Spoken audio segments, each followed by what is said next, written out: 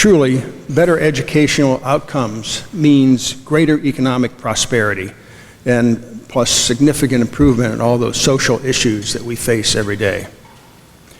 We call that in our region the Talent Dividend. We are facing a growing achievement gap that is kind of more of a multiplier effect. So right now, the United States is on track to have a shortage of college graduates of about somewhere between 11 and 16 million.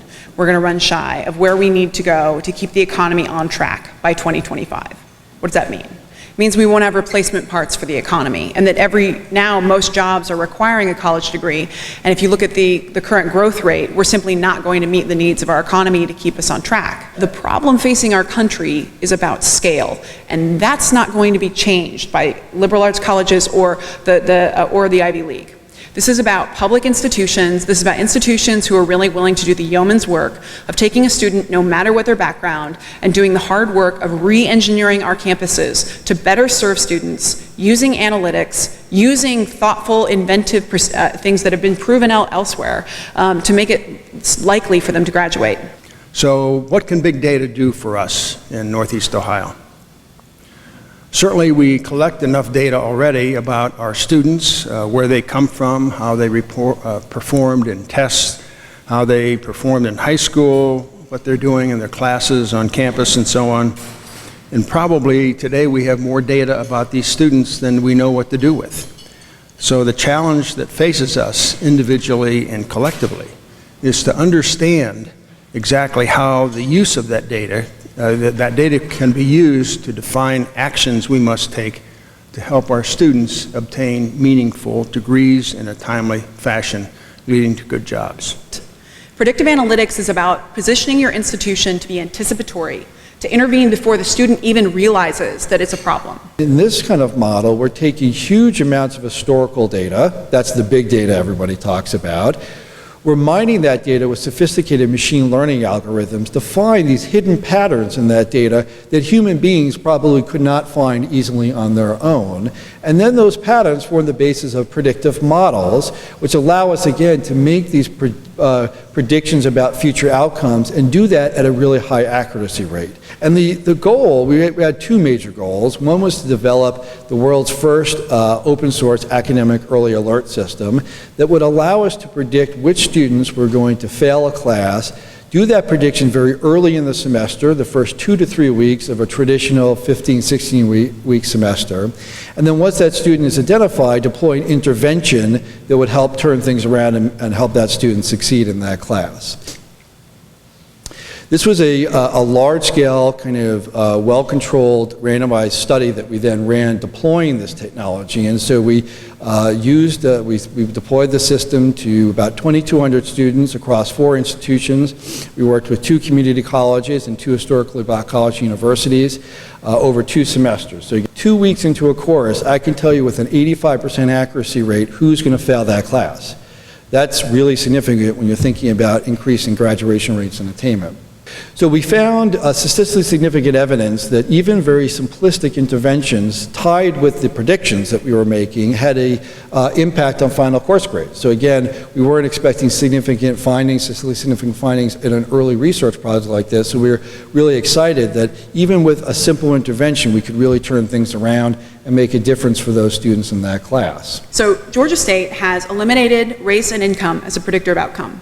Over the last 7 years, they've doubled their graduation rate. And it was an institution that was really struggling before Mark Becker got there. It's now the #1 producer of African-American bachelor's degrees, and it's not an HBCU.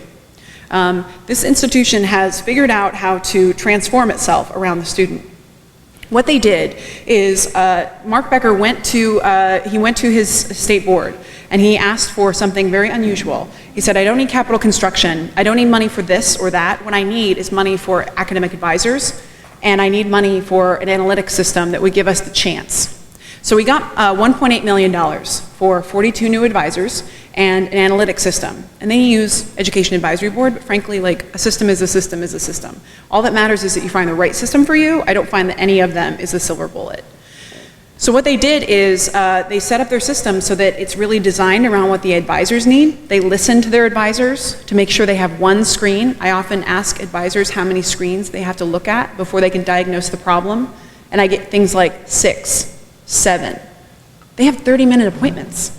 They are essentially robbing themselves of the chance to be able to help students, right? And it's because we don't listen to them and give them what they need. So every Monday, they've designed a system where every Monday at Georgia State, they get a list of every student who's potentially going to be off track, who's just done something. They collect 800 indicators down to card swipe data, and they know if a student registers for the wrong class, if they have some financial issues that they're running into, if all of a sudden, maybe they used to go to the gym a lot and all of a sudden they stop. Like, considering all the stuff that we're dealing with on our campuses with mental illness, like we actually, and mental health and all these other challenges with students, we know that we have to be, I'm not saying helicopter parent, but kind of, right? Like they expect that we're at least paying attention. And so what Georgia State does is they find out every student who's off track, and they immediately deploy 3,000 advising hours that week. The 42 new advisors they got was just to get them to the national average, which the national average should be 300 students to one advisor. And so if you're not around that number, like, that's a place to go. So by this time next year, any institution in the U.S., any regional organization or state organization will be able to take this technology free of charge and deploy it at scale to run, even across a whole state. I don't want to suggest that this is free of effort, because this is complex technology. We're talking about big data stuff that's going to run with millions and millions of students. So it's not like one person can set this up on a computer in their office. This is a big undertaking, but at least you're not going to face huge licensing costs necessarily associated sometimes with a deployment like that. We're creating a playbook of ideas that we want to give away for free. And we hope that it's not just the Alliance that figures this out. My goal is to transform our campuses, every one of them, into a national model for student success, and in the process, extract what works and what doesn't, and then distribute it widely. So if we're really going to address the growing achievement gap in this country, we have to find a way to accelerate innovation across the country. We have to figure out how to distill out what works and what doesn't, and share that broadly, because otherwise, we are sentencing other universities to replicate our failure, and students deserve better. The bulk of institutions, when you ask them what they're doing that's innovative to serve students, they will point to something that is not innovative, that is duplicated 50 miles down the road and they don't even know about. They'll talk to you about learning communities, they'll talk to you about how they're doing a pilot program, or they're working with their local middle school and they have this really new idea that's not a new idea at all. And they would not be aware that that's been done better elsewhere, and actually, in fact, you're about to hit a buzzsaw because there's actually some problems associated with that idea that you don't know about. There would be some institutions who, when you would ask them that question, they would show you around and you would pick up things that were innovative that they didn't even know were innovative, because it's just how they do things. And there are a large number of institutions who are in that category. But I would say about 30 institutions in the country are actively engaging in experimentation and testing and iteration and failure, and that's okay, and we're going to try it again, and we're going to get this right, and actively thinking about how we diffuse these ideas. If we could find a way to work together through collaboration, sharing what works, helping us get these systems in place quicker and faster and easier, and we can intervene and figure out ways to better serve students, we stand a chance as a country. At the end of the day, you cannot do this without presidents and chancellors and provosts who pick a very clear North Star, who are very deliberate about this, and this is not just in the midst of all the other things we want to accomplish. They have to actually be absolutely focused on this.